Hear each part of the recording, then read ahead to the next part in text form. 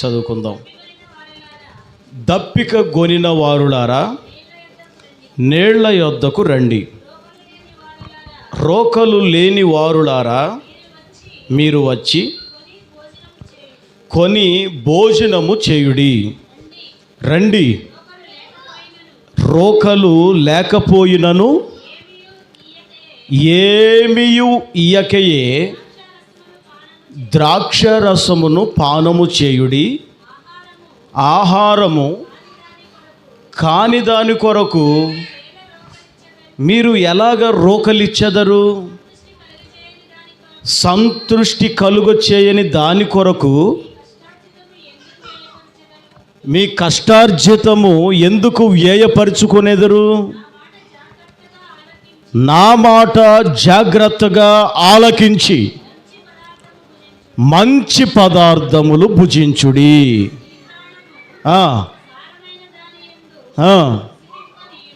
దేవునికి స్తోత్రం కలుగునుగాక.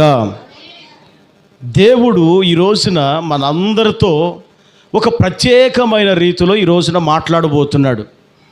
ఇదిగో, దప్పిక గోనిన వారులారా మీరు నీళ్ల యొద్దకు రండి. మీరు రోకలు లేకపోయినా కూడా, రోకలు అంటే ద్రవ్యం, డబ్బులు కొనే సామర్థ్యం లేకపోయినా, వాటిని సంపాదించుకునే ఆ బలం, ఆ యొక్క ఆ శక్తి మీకు లేకపోయినా మీరు నా యొద్దకు రండి. వచ్చి ఈ నీళ్లను మీరు త్రాగండి, ఈ ఆహారాన్ని తినండి, ఈ ద్రాక్షరసమును పానము చేయండి. మీరు వచ్చి ఈ కార్యాన్ని చేయబోనండి. ఆహారము కాని దాని కొరకు మీరు ఎందుకు ప్రయాసపడతారు? మీ ద్రవ్యాన్ని ఆహారము కాని దాని కొరకు ఖర్చు పెట్టి ఎందుకు మీ కష్టార్జితాన్ని వ్యయపరుచుకుంటున్నారు? అందుకని మీరు మంచి పదార్థములను భుజించేటట్లుగా నా యొద్దకు రండి. మీరు ఆమేన్. ఏమని చెప్తున్నాడు? మంచి పదార్థములు భుజించేటట్లుగా మీరు నా యొద్దకు రండి.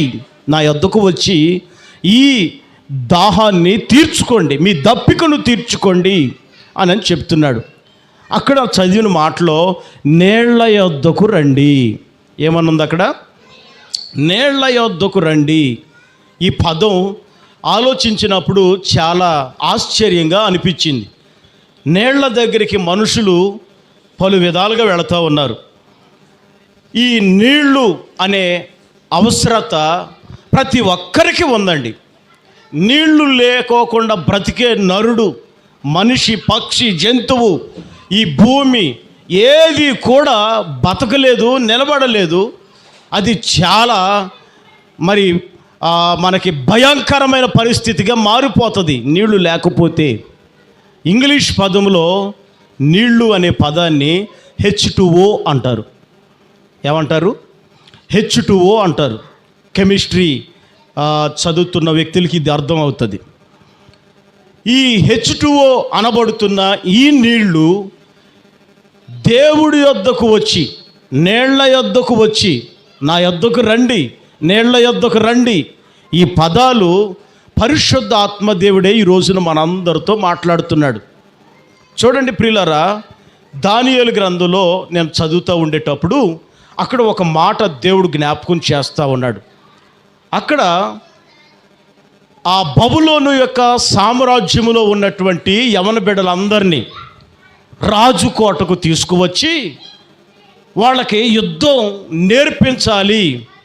యవనస్తుల్ని ఊరకనే ఖాళీగా ఉంచకూడదు, యుద్ధం వాళ్ళకి తరఫీదునివ్వాలని రాజుకోటలో యవన బిడ్డలందరినీ సమకూర్చారు. అందరికీ నచ్చిన భోజనం, నచ్చిన పానీయం వాళ్ళు తిని వాళ్ళ శరీరాలు బలపరుచుకోవడానికి రాజభోజనం పెట్టారండి. రాజభోజనం పెట్టారు. ఆ రాజభోజనం తింటూ యవనస్తులందరూ గడుపుతూ ఉంటే అందులో ఒక 3-4 వ్యక్తులు ఆ భోజనం తినకోకుండా ప్రక్కన నిలబడ్డారు. ఆ యుద్ధం తరిపిదిచ్చే ఆ నాయకులు వచ్చి, మీరు ఎందుకు భోజనం చేయట్లేదు, మేము ఇచ్చిన దానిని మీరు ఎందుకు తినట్లేదు త్రాగట్లేదు అని అంటే, అయ్యా మీరు ఇచ్చిన ఆహారం మాకు వద్దు, మేము వీటిని ముట్టుకోం, మీరు ముట్టుకోకపోతే రాజు మమ్మల్ని ఊరుకోడు కదా, రాజు ఆజ్ఞ ప్రకారం ఇక్కడ భోజనం మీకు అమలుపరిచి ఆ భోజన పదార్థాలు మీకు మరి పెట్టడం జరుగుతుంది, మరి ఏమంటారు అని అంటే, మాకైతే ఆహారం వద్దయ్యా, ఆ ఆహారం వద్దయ్యా. ఆ మాట విన్నప్పుడు రాజుకి సమాచారం తెలియపరచగా రాజు చెప్తారు, ఈ ఆహారం మీరు వద్దంటున్నారు కాబట్టి మీకు నచ్చిన ఆహారమే పెడతాం, 10 రోజులు చూస్తాం, మీలో ఏ మార్పు కనబడకపోతే మేం పెట్టిన ఆహారమే మీరు తినాలి, యుద్ధ సన్నద్ధులుగా మీరు మారాలి అని చెప్తారు. ఆహారం రాజభోజనం వద్దనుకొని వీళ్ళు శాకాహారం ఆకుకూరలుతో మంచినీళ్ళు త్రాగవలసినటువంటి భోజనం చేసేటప్పుడు ఆ మంచినీళ్ళకు బదులుగా రాజభోజనంలో మత్తు పానీయాన్ని ఇస్తూ ఉన్నారు. ఇప్పుడు ఆ మత్తు పానీయం వద్దు, ఆ మాంసాహారం వద్దు, ఆ రాజభోజనం వద్దు అనుకొని శాకాహారం ఆకుకూరలతో వాళ్ళు భోజనం చేస్తానికి సిద్ధపడ్డారు. ఆ భోజనం చేసేటప్పుడు మత్తు పానీయానికి బదులుగా మంచినీళ్ళని వీళ్ళు కోరుకున్నారు. ఈ ఆహారం 10 రోజులు తిని పుష్టిగా ఆరోగ్యంగా బలం తెచ్చుకున్నారు వాళ్ళు. ఆ బలాన్ని చూసిన వాళ్ళు రాజుగారు వీళ్ళు యుద్ధం చేయటానికి కత్తి వాటం తిప్పుతూ ఉన్నప్పుడే వీళ్ళు ఎంత బలం పొందారో వీళ్ళల్లో ఉన్న ఆ కళ, యుద్ధ కళ, యుద్ధం చేయగలిగిన ఆ యుద్ధ సన్నద్ధుల కళ వారిలో కనబడుతుంది, యోగ్యులుగా కనబడుతున్నారు. అక్కడ మరి రాజు భోజనం తీసుకున్న వాళ్ళల్లో మాత్రం ఏ విధమైనటువంటి శక్తి బలం లేదు. తిని తిని తిని తిని తిని పడుకోవటమే రాజు భోజనం, నీసు మత్తు పానీయం. వాళ్ళు మత్తులయ్యి శరీరాలు బద్ధకంగా మారిపోయాయి, పని చేయలేకపోతున్నారు, యుద్ధం చేయలేకపోతున్నారు. ఇదంతా చరిత్ర మీకు ఎందుకు జ్ఞాపకం చేశానంటే, అక్కడ మీరిచ్చే పానీయము మాకొద్దు, మేము కోరిన పానీయం మాకు ఇవ్వండి, మేము కోరిన నీళ్లు మాకు ఇవ్వండి అని అంటారు. అక్కడ ఆ నీళ్ల యొద్దకు రండి అని దేవుడు వాక్యం సెలవిస్తూ ఉంది కదా. వీళ్ళు కోరుకుంటున్నారు. లోకంలో పలు రకాలైన నీళ్లు ఉన్నాయి, ఉప్పు నీళ్ళు ఉన్నాయి, సప్పటి నీళ్ళు ఉన్నాయి, తర్వాత తీయటి నీళ్ళు ఉన్నాయి. ఇంకా బైబిల్లో నేను చదువుతూ ఉండేటప్పుడు రకరకాల నీళ్లు, తీయని నీళ్ళు ఉన్నాయంట, స్వచ్ఛమైన నీళ్ళు ఉన్నాయంట, మంచి నీళ్ళు ఉన్నాయంట, లేకపోతే ఉప్పు నీళ్ళు ఉన్నాయంట, చేదు నీరు ఉన్నాయంట, తర్వాత మురికి నీరు కూడా ఉన్నాయంటండి. ఈ చరిత్ర చదువుతున్నప్పుడు చాలా వింతగా అనిపించింది. దేవుడు ఈ భూమి ఆకాశాలను సృష్టించేటప్పుడు ఈ భూమి ఆకాశాలను ఎలా సృష్టించాడో తెలుసా? ఇదంతా జలమయముగా ఉందంట, నీళ్లతో నింపబడి ఉందంట. నీళ్లతో నింపబడి ఉన్నటువంటి ఈ నీళ్లలో కొంత ప్లేస్ అంటే స్థలం, ఒక గ్యాప్ ఏర్పాటు చేసి ఈ గ్యాప్ కొంచెం వచ్చేటట్లుగా పైన ఆకాశాన్ని నిర్మించాడంట, భూమిని కింద నిర్మించాడంట. ఈ చుట్టుప్రక్కలకి ఏ నీరు సమీపించకుండా ప్రతిది కూడా ఈ నీళ్లలో దాన్ని విడిగా చేసాడంట. ఇప్పుడు ఆకాశం పైన నీళ్లు ఉన్నాయి, భూమి క్రింద నీళ్లు ఉన్నాయి, ఎటు చూసినా నీళ్లు ఉన్నాయి. మనం నీళ్లకు మధ్యలో ఈ చిన్న స్థలంలో, భూమి అనే స్థలంలో మనం అందరం ఉన్నాం. ఈ దేవుడు సృష్టిని గమనిస్తూ ఉండేటప్పుడు చాలా విచిత్రంగా అనిపిస్తూ ఉంటుంది. ఈ నీళ్ళన్నీ కూడా భయంకరమైనటువంటి ఉప్పు నీరే, సముద్రపు నీరే. అయితే దేవుడు ఏం చేశాడంటే మనుషులు బ్రతకడానికి అనుకూలమైనటువంటి ఒక మంచి నీటిని ఏర్పాటు చేశాడు. ఈ సృష్టిని సృష్టించినప్పుడు ఆకాశం పైన ఉన్న నీరు కాదు, భూమి క్రింద ఉన్న నీరు కాదు, ప్రక్కన ఉన్న నీరు కాదు, కానీ ఒక మనుషులు బ్రతకగలిగేటట్లు, చెట్టు చేమ పురుగు జంతువులు బ్రతకగలిగేటట్లుగా ఒక ప్రత్యేకమైన నీళ్లు దేవుడు ఏర్పాటు చేశాడు. ఆ నీళ్లు దేవుడే మనకిచ్చాడు. మనం ఆదికాండంలో చదివితే అక్కడ ఆ ఏదేను తోటలో నుండంట ఒక నది బయలుదేరుతుందంట. ఆ నది 4 దిక్కులకి 4 శాఖలకి విభజింపబడి, ఎక్కడి నుండి వస్తుంది ఈ నది? ఏదేను తోటలో నుండి వస్తుంది బయలుదేరి. ఆ నది నీళ్లు ఇప్పుడు భూమి మీద ఉన్న ప్రజలందరూ 4 దిక్కులకి అవి ప్రవహిస్తూ ఉండగా ఆ నది నీళ్లు ఆ నీళ్లు త్రాగుతూ ఆ నీళ్ళని తీసుకొని ప్రతి ఒక్క మనుషులు, చెట్టులు, మరి పక్షులు, జంతువులు అందరూ కూడా ఆ నీళ్ల ద్వారా బ్రతుకుతూ ఉన్నారు. దేవుడికి స్తోత్రం చెప్పండి, హల్లెలూయా. ఈరోజు ఈ మాటలు చెప్పడానికి నేను చాలా ఇష్టపడుతున్నాను. ఎందుకంటే నీళ్లు కాని దాని కొరకు మీరు ఎందుకు ప్రయాసపడతారు? మీరు ఒకసారి ఆ మాట చదవండి. ఇర్మియా గ్రంథం 2వ అధ్యాయం 18వ వాక్యం నుండి చదువుకుందాం. ఇర్మియా గ్రంథంలో 2వ అధ్యాయం తీసి 18వ వాక్యం నుండి చదువుకుందాం. షీహోరు నీళ్లు త్రాగుటకు ఐగుప్తు మార్గములో నీకేమి పని ఉన్నది? యూఫ్రటీస్ నీళ్లు త్రాగడానికి అషూరు మార్గములో నీకేం పని ఉన్నది? నీ దేవుడైన యెహోవాను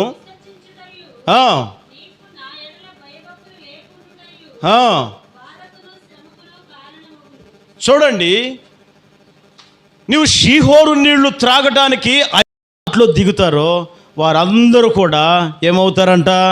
స్వస్థపరచబడుతున్నారు. దేవుడు చేసిన మొదటి అద్భుతం కానా విందులో ఆ ఖాళీ బాణలన్నిటిని దేవుడు ఏం చేశాడంటే వాటిని నింపేశాడు. ఆ నీళ్లు వడ్డించినప్పుడు అది అమృతంగా కనబడింది. ఇక్కడ ఆ రెండవదిగా గమనిస్తే దేవుడు ముట్టిన నీళ్ళల్లో ఉన్న ప్రతి వారు కూడా ఏ వ్యాధి అయినా, బాధ అయినా, మానసిక రోగం, ఆత్మీయ వ్యాధి, శరీర బలహీనత ఏదైనా స్వస్థత పొందుకుంటున్నారు. దేవుడికి స్తోత్రం. ఇది మొదటి మాట. ఇది ఎన్నో మాట? మొదటి మాట. రెండో మాట మనం గమనిద్దాం. చూడండి, బైబిల్ మనం తీసి ఒకసారి ఆ మాట చదువుకుందాం.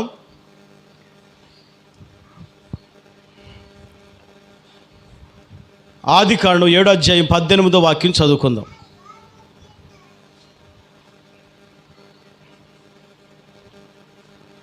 ఆదికాండం 7వ అధ్యాయం 18వ వాక్యం.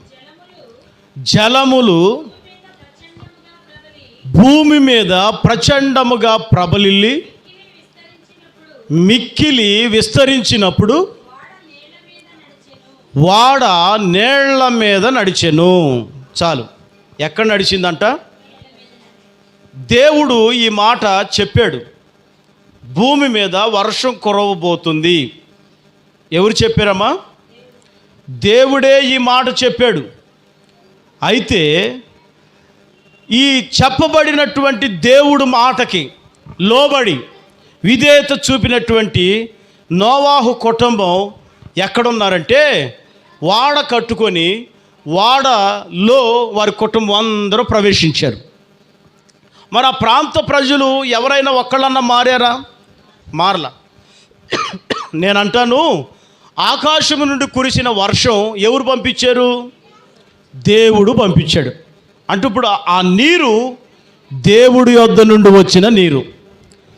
దేవుడి యొద్ద నుండి వచ్చిన నీరు దేవుడి బిడ్డలకి హాని కలుగు చేయవు. ఆమేన్. ఈ రోజున మనం గమనించాల్సిన విషయం ఏంటంటే, నేను దేవుడి బిడ్డనా కానా? మీరందరూ మిమ్మల్ని మీరు పరిశీలించుకోవాలి. నువ్వు దేవుడి బిడ్డవైతే తప్పక దేవుడి యొక్క సృష్టి అంతా నీకు అనుకూలంగానే ఉంటుంది. నువ్వు దేవుడి బిడ్డకు కాకపోతే, ఇంకా నువ్వు దేవునిలో ఉండకుండా దేవునికి వ్యతిరేకంగా, దూరంగా, ఆయన వాక్యానికి విరుద్ధంగా ఒకవేళ నడిస్తే, ఒకవేళ ఈ సృష్టి నీకు అపాయకరంగా మారుతుందేమో. ఈ రోజున మనం ఆలోచించాలి. నేను అంటాను, దేవుడు ద్వారా అనుగ్రహింపబడిన ఈ 150 దినాల వర్షం, ఆ నీరు ఆయనకి విరోధులుగా ఉన్న వాళ్ళందరూ మునిగిపోతే, దేవుడికి అనుకూలంగా ఉన్నటువంటి నోవా కుటుంబాన్ని దేవుడు ఏం చేశాడు? నీళ్ల మీద నడిపించాడు. ఎక్కడ నడిపించాడు? నీళ్ల మీద నడిపించాడు. ఏదోడు వచ్చని టాలెంట్లు చూపించిన వాళ్ళ టాలెంట్లు అక్కడ పనికిరాల, తెలివితేటలు పనికిరాల. ఈ లోకములో దేవుడు ఉగ్రత నుంచి నేను ఏ విధంగా డబ్బు పెట్టి ఖర్చు పెట్టి తప్పించుకుంటాను అని అనుకున్నా కానీ నీకు అవి చెల్లవు, వర్తించవండి. శతకోటి ప్రయత్నాలు చేస్తున్నారు. ఎక్కడెక్కడికో వెళ్ళి చంద్రమండలాల్లో కూడా ఇళ్ల స్థలాల్ని ఏర్పాటు చేసుకుంటున్నారు. అవన్నీ కూడా అక్కడి నుండి కూడా దేవుడు పడదోస్తాడంట. ఆయన అన్ని సృష్టించిన వాడు ఆయనే గనుక ఆయనకి మరుగుగా ఏది ఉండలేదు. దేవుడికి స్తోత్రం. ఆయనకి మరుగుగా ఏది కూడా ఉండలేదు. అయితే ఇప్పుడు దేవుడు ఆయన బిడ్డల్ని నీటి మీద నడిపిస్తాడు. అందరు చెప్పండి, ఎక్కడ నడిపిస్తున్నాడు? ఎవరి నీళ్ళు ఇవి? దేవుడు పంపిన నీళ్లు.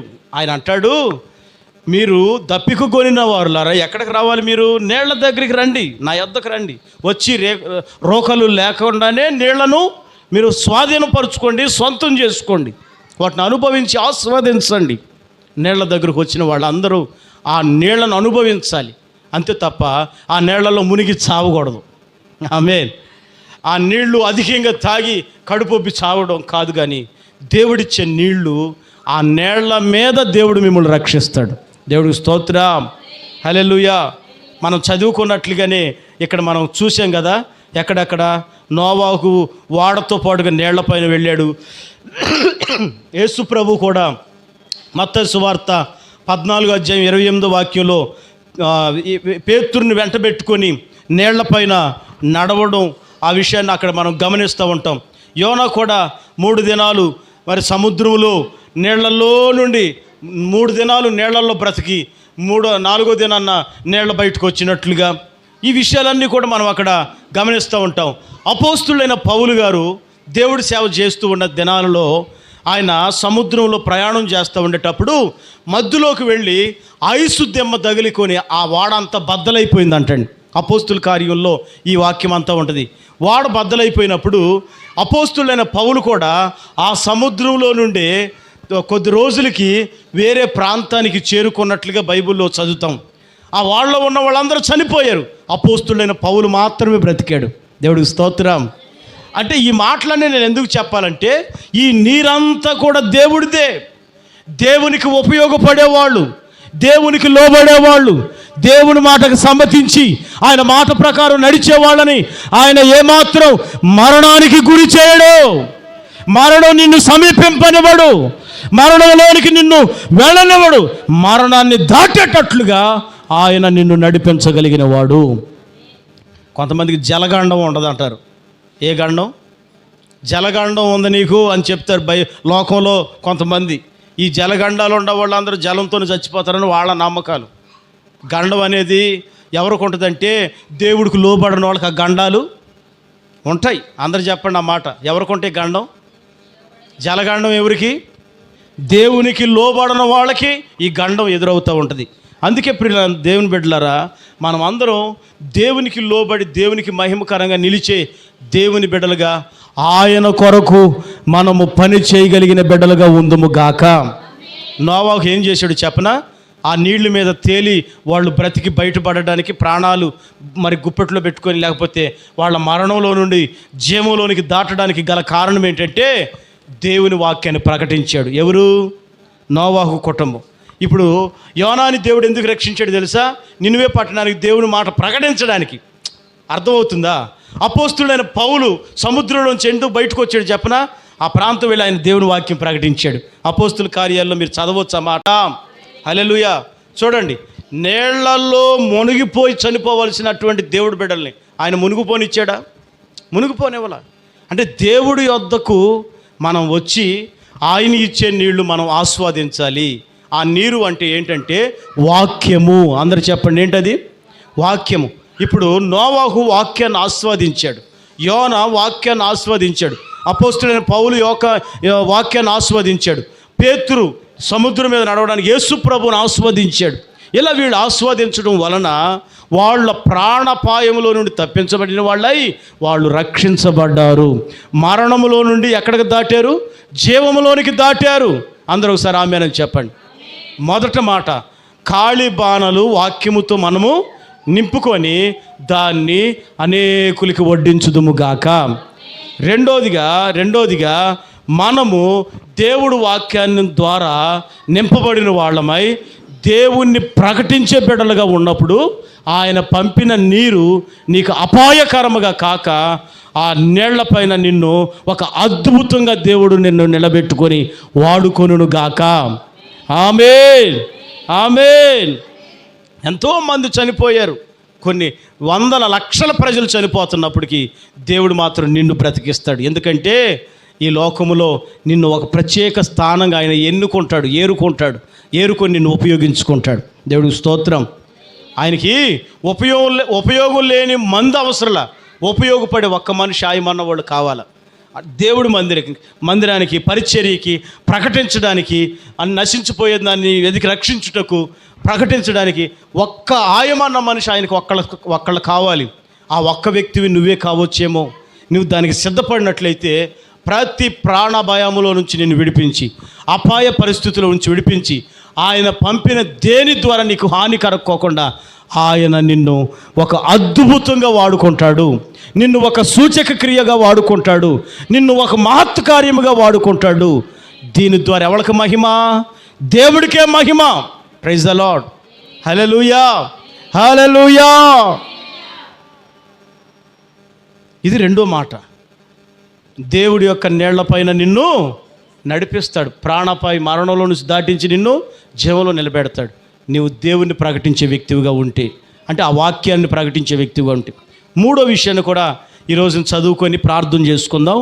వచ్చే వారం మరి 2 విషయాలు కూడా మనం విందాం. చూడండి, బైబిల్ తీసి ప్రతి ఒక్కరు కూడా ఆ వాక్యాన్ని చదవండి.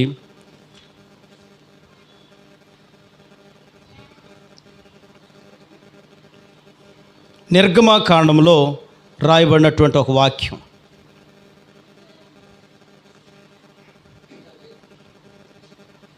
14వ అధ్యాయం 29వ వాక్యం చదువుదాం. నిర్గమకాండము 14:29. అయితే ఇశ్రాయేలీలు ఆరిన నేలను సముద్రపు మధ్యలో ఉన్నప్పుడు ఆ నీళ్లు వాళ్ళ కుడికిని ఎడమకును గోడల వలె ఉన్నవి. గట్టిగా చప్పట్లు కొట్టి దేవుని గణపరచండి. హల్లెలూయా, హల్లెలూయా. నేలని ఎప్పుడైనా మీరు నిలబెట్టారా? కింద ఉన్న నేలనే నిలబెట్టారు ఎప్పుడైనా? ఏంటి అడుగుతున్నారు? కింద ఉన్న నీళ్లు తీసేట్టు నిలబెట్టారా? ఇప్పుడు పడిపోయిన పొలనే నిలబెట్టవచ్చు, మనిషిని నిలబెట్టవచ్చు, వేరే వస్తువు దేన్నైనా నిలబెట్టవచ్చు. మరి ఇక్కడ వాక్యంలో చూడండి, గోడగా నిలబెట్టాడు అంటారు నీళ్ళని. ఈ లోకంలో ఏ మనుషుడికైనా అది సాధ్యమేనా? మనుషుడికైతే అది అసాధ్యమే, దేవుడికి మాత్రం సాధ్యం. గోడగా నిలబెట్టాడు. దేన్ని? నీళ్ళని గోడలుగా నిలబెట్టాడు.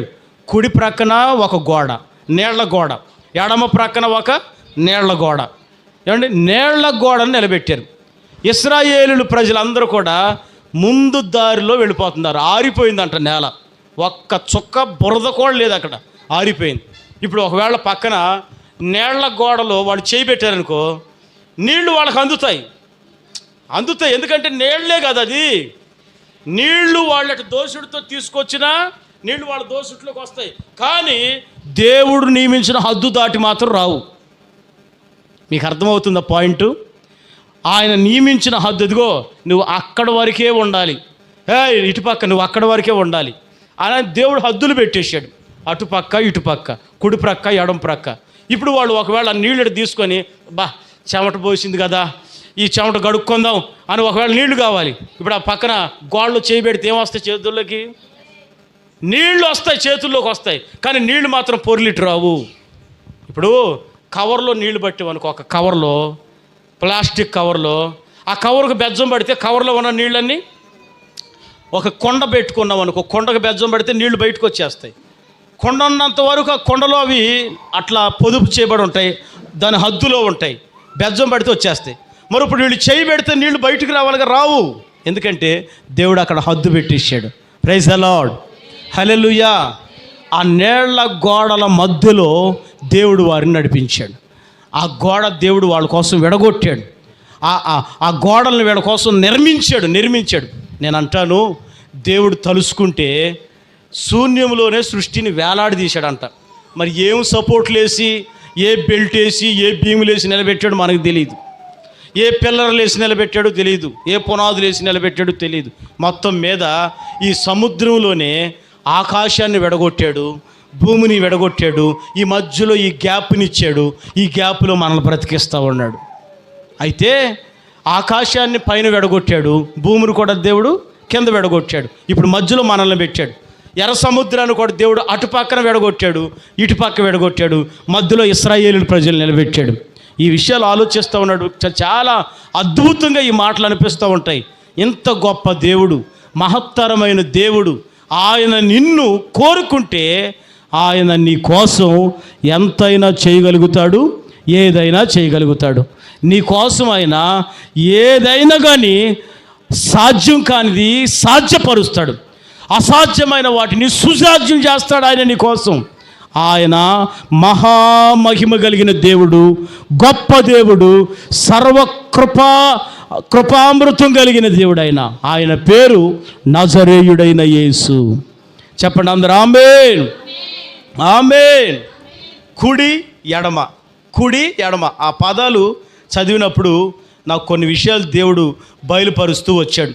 ఒకసారి మీరు పరమగీతం తీసి చదవండి.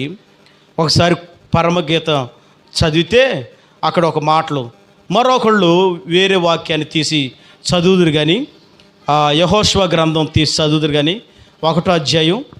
మీరు ఇప్పుడు పరమగీతములు తీసి 2వ అధ్యాయం 6వ వాక్యం, 2వ అధ్యాయం 6వ వాక్యం చదవండి త్వరగా. అతని ఎడమ చెయ్యి నా తల క్రింద ఉన్నది, కుడి చేత కౌగులించుకొని ఉన్నాడు. 2వ వాక్యం 8వ అధ్యాయం 3 కూడా అదే పరమగీతం 8:3. మరొకళ్ళు యెహోషువ గ్రంథం 1వ అధ్యాయం తీసి ఉంచండి. అతని ఎడమ చెయ్యి, అదిగో మొదట కుడి ఏమో ఏం చేస్తుందంట, కుడి ఏం చేసింది చదువు. కుడి చెయ్యి 2:6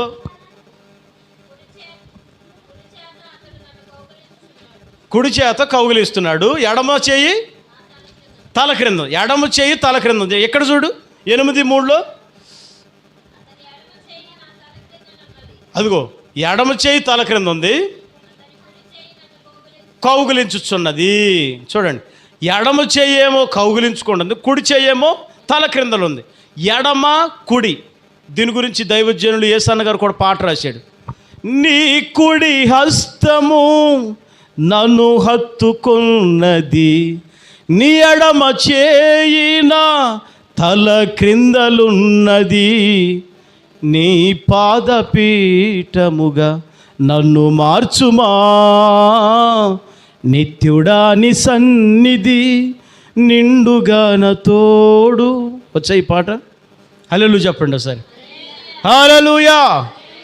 కుడి చెయ్య నీకు తల క్రింద పెట్టి ఎడమ చెయ్యితో నిన్ను కౌగిలించుకుంటూ ఆయన కుడి ఎడమల మధ్యలో నిన్ను నడిపించుచున్నాడు.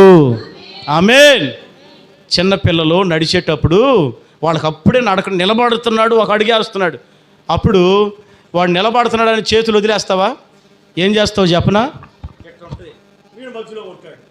ఒకవేళ ఇటు పడితే ఈ చేయి పెడతాడు, ఇటు పడితే అంటే చెయ్యి వాడిని పట్టుకోవు, కాకపోతే చేతులు ఎట్టు పెట్టి ఉంచుతావు. ఎందుకంటే వాడు ఎటు పడుకోకుండా నడిస్తే 2 అడుగులు వేస్తాడు. ఒకవేళ పడితే నేను పట్టేసుకుంటా, ఎటు కుడైతే కుడి పక్క పడుకో, ఎడమైతే ఎడమ పక్క పట్టుకుంటా. యేసయ్య కూడా నీ కుడి ప్రక్కన నీ ఎడమ ప్రక్కన ఆయన నిన్ను కాపాడుతూ కాపాడుతూ ఆయన చేతులు నీ కోసం నిలబెట్టాడు. ఇదిగో గోడగా ఆ నీళ్లను నీ కోసం నిలబెట్టాడు. Praise the Lord. యెహోషువ గ్రంథంలో కూడా మీరు ఆ మాట చదవండి. 1వ అధ్యాయం 7-8 వాక్యాలు చదువుదాం. అయితే నీవు నిబ్బరము కలిగి జాగ్రత్త పడి బహుధైర్యముగా ఉండి నా సేవకుడైన మోషే నీకు ఆజ్ఞాపించిన చేయవలెను, ధర్మశాస్త్రం చొప్పున చేయవలెను, నువ్వు నడుచు ప్రతి మార్గములో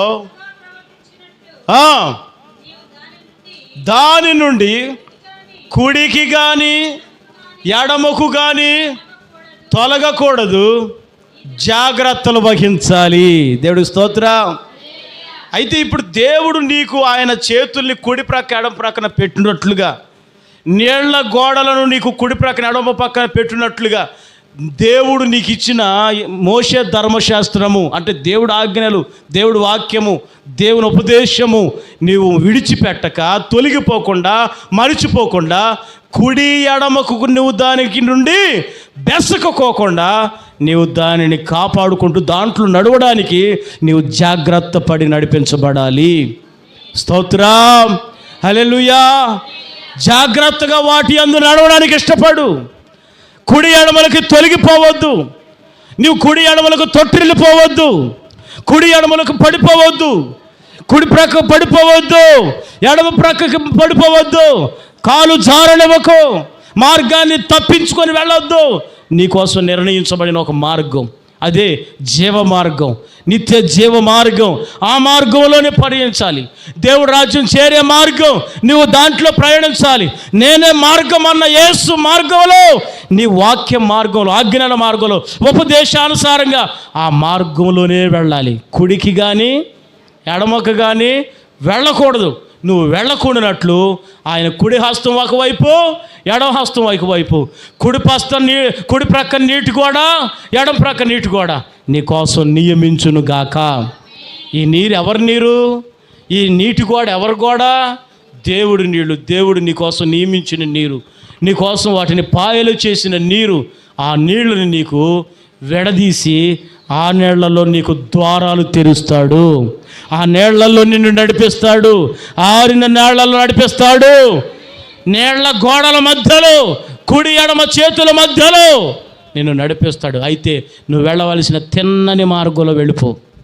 కుడికి కానీ ఎడమకి కానీ వెళ్ళొద్దు.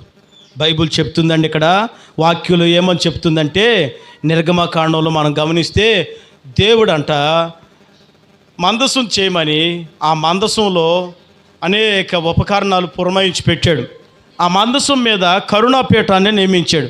25వ అధ్యాయం 18, 19, 20 వాక్యాలు చదువుతుంటే, ఆ 25వ అధ్యాయంలో ఆ మందసం మీద కరుణాపీఠం, ఆ కరుణాపీఠం దగ్గర అంట కుడి ప్రక్కన ఎడమ ప్రక్కన రెండు వైపులా 2 దేవదూతల్ని నియమించి పెట్టాడంట. అక్కడ చూడండి, 2 కేరూబులు చేయవలెను. కరుణాపీఠము యొక్క 2 కొనలను ఎకీషి పనిగా చేయవలెను. ఈ కోన ఆ కోన 2 కేరూబుల్ని చేయవలెను. ఏకాండంగా దాన్ని చేయాలి. అచ్చులు కాదు, అతుకులు కాదు, ఏకాండంగా చేయాలి. ఏం చేశాడంట? 2 కేరూబులు. ఒక కెరూబు సరిపోతుంది కదా, 2 కేరూబులు ఎందుకు అని అంటే, 2 కేరూబులు నీకు కాపు కాస్తూ ఉంటాయి అన్నమాట. Praise the Lord. దేవుడితో అపవాదిగాడు ఒకసారి మాట్లాడుతున్నాడు, ఇదిగో ఈ కొండ మీద నుండి దూకో, దేవదూతలు నిన్ను కింద పడుకోకుండా పట్టుకుంటారు. ఇదిగో నీకు పరిచర్య చేయటానికి దేవుడు తన దేవదూతలను నియమించాడంట. ఎవరికి పరిచర్య చేయటానికి? మనకి పరిచర్య చేయటానికి. మనకు పరిచర్య చేసే దేవదూతలను దేవుడు పెట్టాడు. మనకి ధూపం వేసే దేవదూతలను పెట్టాడు. నిన్ను కాపాడడానికి దేవదూతలను దేవుడు పెట్టాడు. ఆ మధ్య ఒకసారి మనం దేవదూతల గురించి వాక్యాన్ని విన్నాం కదా. ఎన్ని దేవదూతల గురించి? 7 దేవదూతలు చెప్పుకున్నాం. 7 దేవదూతలు, ఇంకా 12 దేవదూతలు మొత్తం ఉన్నారు. ఆ 7 దేవదూతల గురించి విన్నాం. అయితే ఈ దేవదూతల్లో నీకోసం ప్రార్థన చేసే దేవదూతలు ఒక రకం, నిన్ను కాపాడే దేవదూతలు మరొక రకం, నీకోసం యుద్ధం చేసే దేవదూతలు ఉన్నారు. ఆమేన్ చెప్పండి, హల్లెలూయా. ఈ దేవదూతల్ని దేవుడు 2 దేవదూతల్ని, ఈ కోన మీద ఒక దేవదూత, ఆ కోన మీద ఒక 2 దేవదూతలు. ఎందుకంటే 2 ప్రక్కల నీకు ఉండాలి. ఆమేన్. ఏదేం తోటలో కూడా దేవుడు ఏం చేశాడు తెలుసా? జీవవృక్ష ఫలమునకు ఎవరు వెళ్ళకూడదని ఖడ్గజ్వాలల్ని నిలబెట్టి అక్కడ కూడా ఒక కెరూబుని నిలబెట్టేశాడు. ఖడ్గజ్వాలని పెట్టాడు, కెరూబుని పెట్టాడు, దేవదూతని పెట్టాడు, ఖడ్గజ్వాలని పెట్టాడు. ఎందుకు 2 అంటే 2 పక్కల కాపు గాయాలి. Praise the lord. ఎటు ప్రక్క ఎవరికి అవకాశం ఉండకూడదు. ఆమేన్. 2 ప్రక్కలు కూడా అనుకూలంగా, తిన్నగా, ఆశీర్వాదకరంగా నిలబడేటట్లుగా దేవుడి కార్యం మన జీవితంలో జరిగించునుగాక. ఆమేన్. 2 ప్రక్కల నీకు కాపుదల. అందుకే 121వ కీర్తనలో ఉంటుంది, నిన్ను కాపాడేవాడు కొనకడు, నిద్రపోడు. ఇశ్రాయేలును కాపాడేవాడు కొడుకడు. ఆయన నీ కుడి ప్రక్కన నీడగా ఉంటాడు. నీ పాదములు తొట్టిల్లేడు. రాత్రి వెనుల దెబ్బ, పగటి వేళ ఎండ దెబ్బ, రాయి దెబ్బ, వడ దెబ్బ, నీకు ఏ దెబ్బ తగలనివ్వకోకుండా ఆయన నిన్ను కాపాడే దేవుడు. ఆమేన్. మూడో నీళ్ళు ఏ నీళ్ళు అంటే నిన్ను కాపాడే నీళ్ళు. అందరు చెప్పండి, ఏ నీళ్ళు? నిన్ను కాపాడే నీళ్ళు. మొదటి నీళ్ళు ఏ నీళ్ళు? నిన్ను నింపే నీళ్ళు. ఆమేన్. రెండో నీళ్ళు నిన్ను నింపి అద్భుతాలు చేసే నీరు, మొదటి నీరు. రెండు ఎక్కడా? నీళ్ల పైన నడిపిస్తాడు. అంటే నిన్ను నీళ్ల పైన నడిపించే నీళ్ళువి. నీళ్ల పైన నడిపిస్తాడు, నీళ్లలో నడిపిస్తాడు. అంటే వాక్యములో నీళ్లలో నిన్ను నడిపిస్తారు. ఆయన కొరకు, ఆయనను ప్రకటించడం కొరకు నిన్ను ఒక ఉపయుక్తకరమైన ఒక పాత్రగా నిన్ను ఆయన మరణము నుండి దాటించి నిన్ను జీవంలోకి నడిపిస్తూ ఉంటాడు. ఇది రెండో నీళ్ళు. మూడోది నిన్ను కాపాడే నీళ్లు. ఆ నీళ్లు దేవుడు నీ కోసం గోడలుగా ఏర్పాటు చేశాడంట.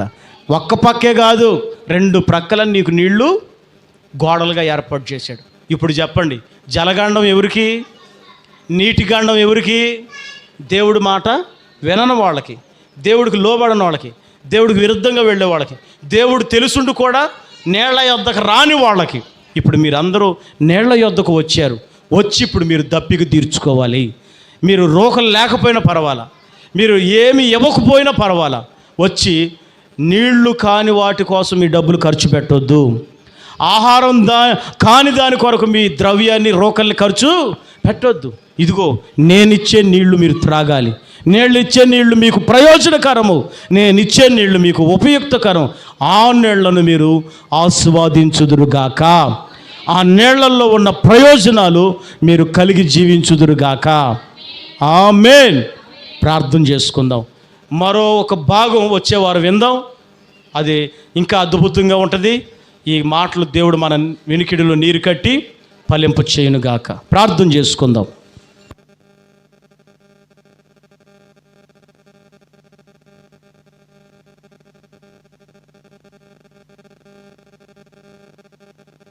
మోకరించిన మీరందరూ కళ్ళు మూసుకొని ఆకాశం వైపు చేతులు చాపి కొద్ది నిమిషాలు కృతజ్ఞతాస్తుతులు చెల్లి